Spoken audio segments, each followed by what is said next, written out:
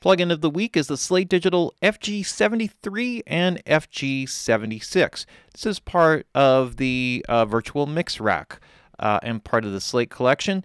And what we have here are two classic preamps. One is a modeling of the preamp from the 1073 EQ. This was created by Rupert Neve back in the late 60s and ended up being eventually part of some of the 80 series Neve consoles. And then we have also a more unique unit, which is the FG76, and this is a modeling of the V76 Telefunken preamp. Now, this is something that the V76 is sort of a modification of the V72. So if you're familiar with vintage mic preamps, this is a classic one, the V72, and that's probably the name that you've heard the most because there were probably more of those made than anything. What the V76 is it's an adaptation of that. It's a modification of that. And what they did is they took the V72 preamp and they doubled it up, ran them in series, and then they added 6 dB steps, or 6 dB steps on 12 increments that you have shown here on the virtual drive control for gain.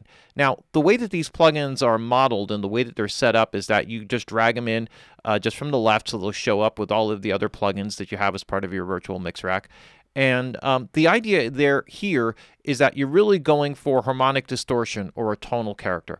Now, what they've done here, which is very smart, because if you go back historically, essentially the way that this would work is that if you wanted to overdrive something, you would feed a line level signal into the preamp, into the mic preamp. And of course, the gain would be way more than what it could handle. And then you could determine how much of that by setting the gain structure here. And you could bring down the amount of signal that you're feeding into that mic preamp as a way of kind of setting up the harmonic distortion and overdrive. But the problem is that when you're overdriving that level, all that extra voltage is also pouring through the rest of the channel, through the EQ and through the other electronics. And so your fader on the end, which may be your only other gain stage, has to be pulled down accordingly so that it manages or finds its way into the mix bus. So, of course, when you get these things in plugin form, you can compensate for those sorts of things. So what they've done here is they've given you the distortion characteristics of all the different steps without the gain. So the gain makeup on the backside is automatically there, so as you overdrive things. Now, what's really cool about this and the way that you use this, because you can use this on individual instruments, vocals, you know, pretty much anything, and you can get a great sound on it if you want to drive something, but overdrive something or just kind of give it a little bit of a warmth or a depth characteristic. And what I have here is sort of like not necessarily the most typical application, but I'm putting it right on the mix. And just to kind of show you how it can bring in depth and openness. And this is really the character that you're looking for when you're working with a harmonic distortion plugin like this. You really want to be focusing not necessarily on the distortion itself, but how it changes the tonal character and imaging quality. So when you put something like this on, what you should really notice is a sense of more front-back depth and solidity of the imaging of the elements of the mix or the individual thing that you're placing it on.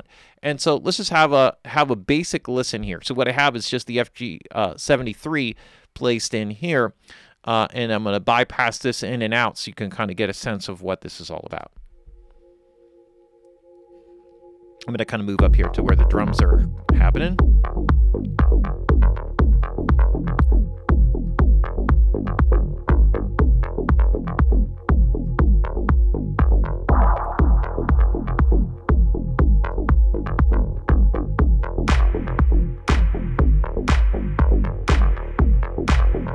All right, so now you have a subtle sense. Now this is the most subtle setting, so let's kind of drive it a little bit more.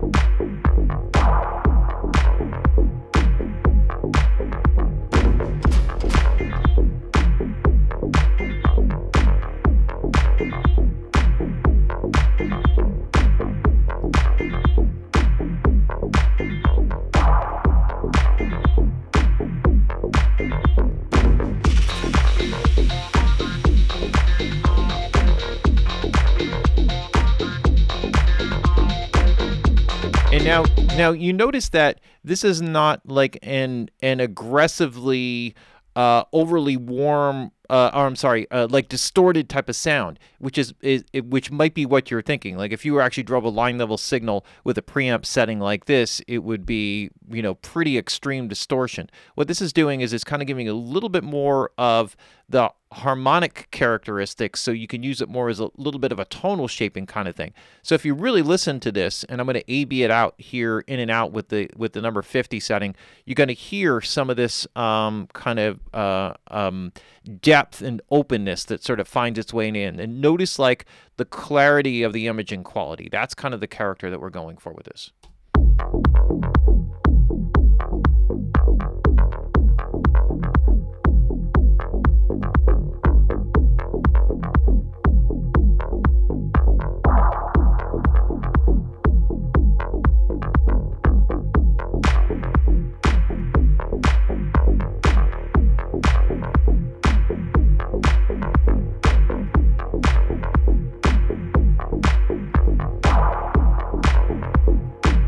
Drive it even more.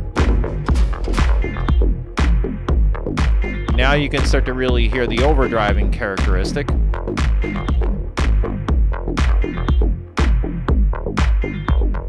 And you get an indication here on the LED what's really happening.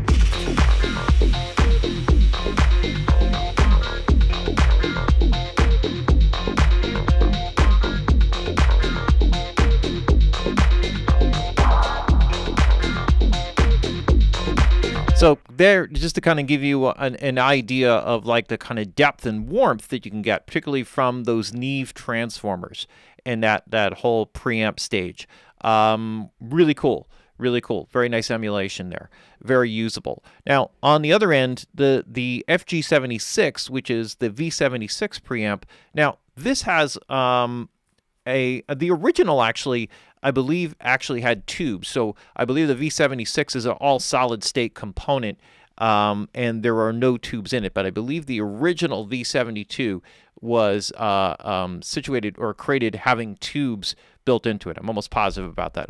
I can double check that, or you can double check that on the Telefunken website. That's my recollection of that, and most of the ones that people use do not have tubes in them, so they are the solid state ones, and that is what we have here. Now, both of these also have a phase reverse. Forgot to mention that, so if you click that in, then you'll get a little indication here that it's 180 degrees, and then you just kind of click on that, and it'll flip one way or the other. Otherwise, you gotta, you know, stick a little penny or something in there to turn it. All right, so here, let's take this one off. Let's put this one on and kind of go over the characteristic, and let's kind of A/B a little bit of the difference between the two.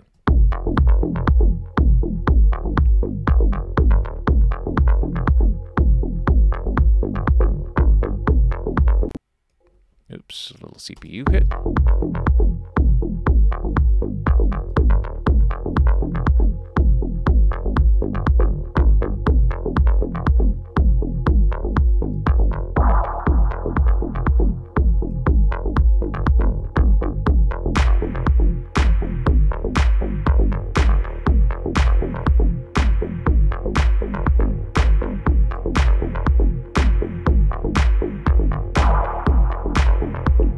Little bit of clipping there, but I really like the warmth that's added in there.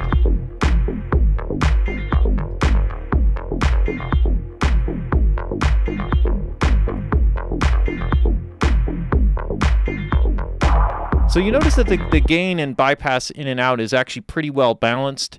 And I'm going to push this now just so you can kind of hear a little bit more of the overdriving character of it. And then we'll pull it back and do a quick comparison of the two. But you'll notice here that on the Neve component, and both of these in their original form are switched. So these are in 5 dB steps, these are in 6 dB steps, and they are actual steps. Now, in classic Slate fashion, with a lot of the plugins, sometimes where you have stepped positions for frequencies or gain or something along those lines with some of the plugins, what he'll do is he'll make it so that it's variable. So you have those controls. And this quite often happens where you say, hey, I really like this EQ and I want a frequency somewhere between 220 and 440, but those are the only two selections that I have. That type of thing. And here you're getting a sweeping through this gain stage. here, whereas here you're only getting the stepped position. So that's one other thing to note here.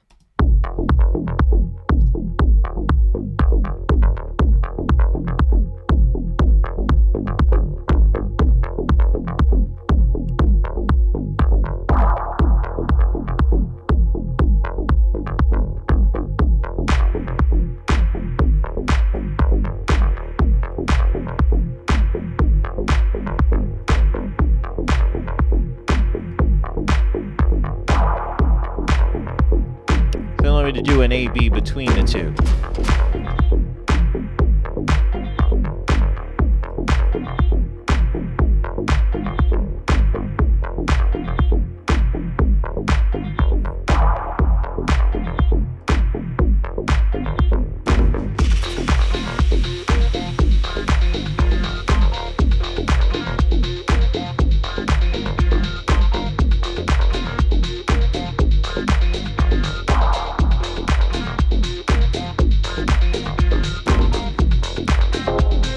So right away you can hear a difference. In classic transformer style, what you get more in terms of transformer warmth is a little bit more of a low-mid solidity. And this actually, what you're getting on the FG76 is a little bit more low end. It's like it's dropping the low end higher and giving you a little bit more transparency or openness on the top end. Out of the two, in this particular example, I like the FG76. In every case, when you do some side-by-side comparison with different instruments, you may find that you like one over the other for vocals or bass, and that may change from instrument to instrument, mix to mix.